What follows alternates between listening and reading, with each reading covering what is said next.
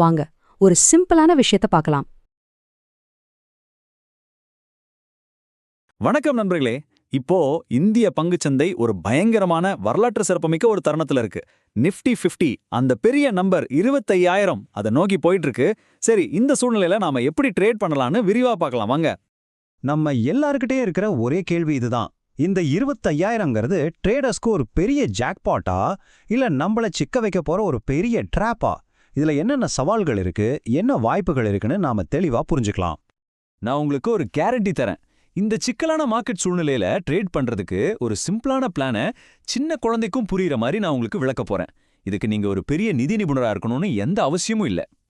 Okay, நம்ம trading பிளானுக்குள்ள போறதுக்கு முன்னாடி அந்த 25,000ங்கிற லெவல் ஏன் ஒரு பெரிய தடையா, ஒரு போர்க்களம் மாதிரி இருக்குன்னு முதல்ல நம்ம புரிஞ்சுக்கணும்.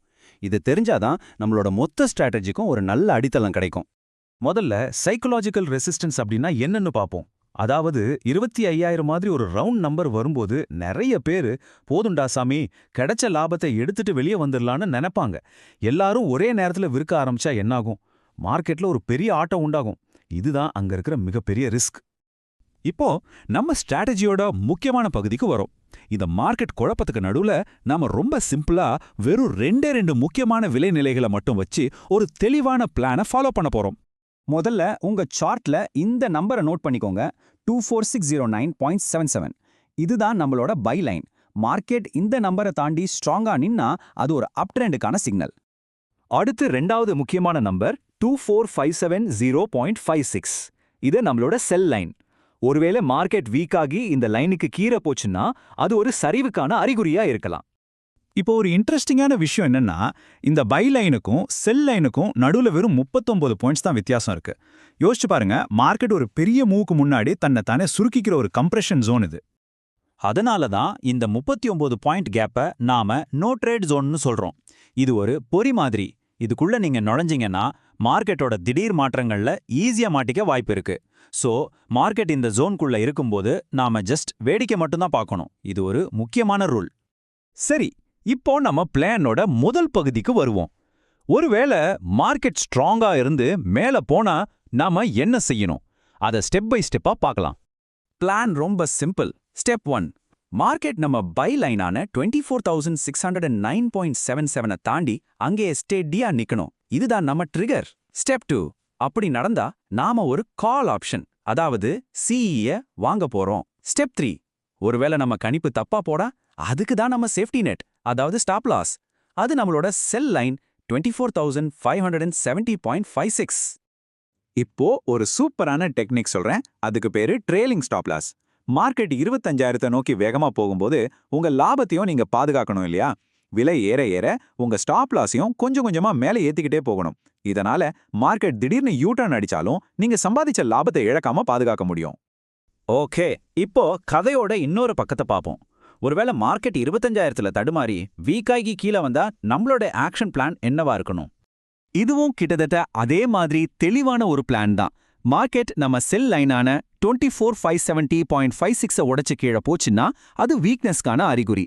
அப்போ நம்ம புட் ஆப்ஷன், அதாவது பிஇ வாங்கலாம். இந்த ட்ரேடுக்கான நம்ம பாதுகாப்பு வலை மேல இருக்கிற நம்ம பை லைன் 24,609.77. இந்த ஸ்லைட பாருங்க. இதுதான் இந்த பிளானோட பவர். மார்க்கெட் மேல போனா நம்மளோட 10வது டார்கெட் 25,114 வரைக்கும் கூட போகலாம். அதே சமயம் கீழே வந்தா 24,071 வரைக்கும் போறதுக்கும் வாய்ப்பு இருக்கு. வரப்போற மூவ்மெண்ட் எவ்வளோ பெருசா இருக்கலாம்னு இது நமக்கு தெளிவா காட்டுது. இப்போ உங்களுக்கு ஒரு ப்ரோ டிப். மாதாந்திர எக்ஸ்பைரி பக்கத்துல வர்றதால பெரிய இன்ஸ்டிடியூஷனல் இன்வெஸ்டர்ஸ், அதாவது பெரிய தலைங்க என்ன நினைக்கிறாங்கன்னு கண்டுபிடிக்க ஒரு சின்ன ரகசியம் இருக்கு. உங்க வாட்ச் லிஸ்ட்ல இந்த 2 ஸ்ட்ரைக் பிரைஸையும் உடனே ஆட் பண்ணிக்கோங்க.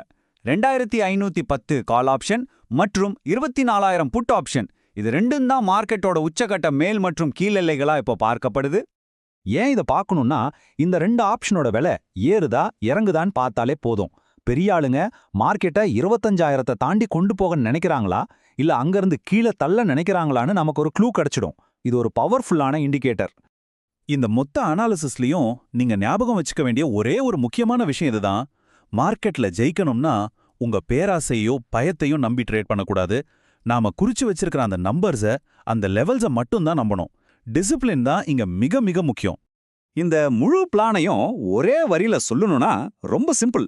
24,609க்கு மேல போனா பை, 24,570க்கு கீழே வந்தா செல். இதுக்கு நடுவுல இருந்தா ஜஸ்ட் வெயிட் அண்ட் வாட்ச், அவ்வளவுதான். சரி, எல்லாத்தையும் பார்த்தாச்சு. இப்போ நீங்க என்ன நினைக்கிறீங்க? நிஃப்டி அந்த மேஜிக் நம்பரான 25,000 தொடுமா, இல்ல அந்த சைக்கலாஜிக்கல் தடையை உடைக்க முடியாம அங்கிருந்து ஒரு யூட்டர்ன் அடிக்குமா? உங்களுடைய கருத்துக்களை எங்களுடன் பகிர்ந்து கொள்ளுங்கள்.